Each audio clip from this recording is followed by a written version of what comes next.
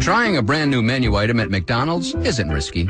You know what's risky? Petting a stray pit bull or shaving your head just to see how it would look. That's risky. Naming your son Sue, super risky. Giving your friends your Facebook password, ultra risky. So trying a new menu item at McDonald's is about a 0 on the old risker scale. Try a snack size of our new Chicken McBites for free with purchase of any extra value meal from January 30th through February 5th. New at McDonald's means no risk, delicious reward.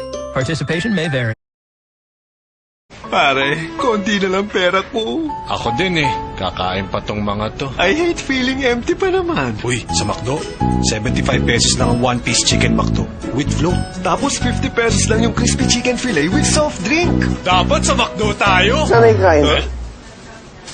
Mas sisihan ang mga pitaka nyo sa Chicken McSavers ng McDonald's. Sa sarap at sulit, aaraw-arawin mo. Buti dito tayo nag-lunch. Ako si Generic Butika. At ako naman si Generica Drugstore. Mura po ang gamot namin. Mura din po ang aming gamot. Ano pa? Mura po ang gamot namin. Si Generica, naka-aircon ang mga outlet para manatiling mabisa at safe ang mga gamot. At komportable pa sa mga customers. Kayo? Mura po ang gamot namin. At sa Generica, may libreng BP check. May mga nakaschedule na libreng konsulta, may loyalty card, at marami pang iba. Mura po ang gamot namin Generica Drugstore. Alaga ka sa Generica. Jiboy, may dyaryo pala kayo dito eh. Gawa tayo ng bakang papel. Sige, Romel, game. Ay, teka, wag mong punitin yung business section. Binabasa ni Papa yan. Itong world news. Wag, babasahin niya rin yan. Itong sports. Lalo na. Lifestyle. Binabasa niya rin eh. The Philippine Star, the only paper you read from cover to cover. Nakakainis naman yung tatay mo. Sige, Barbie na lang laruin natin. Ako si Ken, ikaw si Barbie. Barbie? Inihahandog ng Norcubes, sabaw at sandali.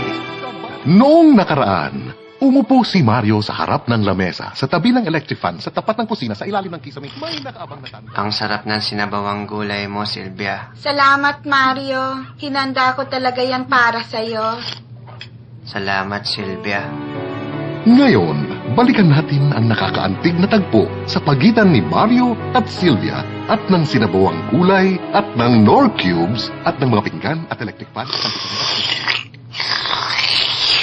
Silvia!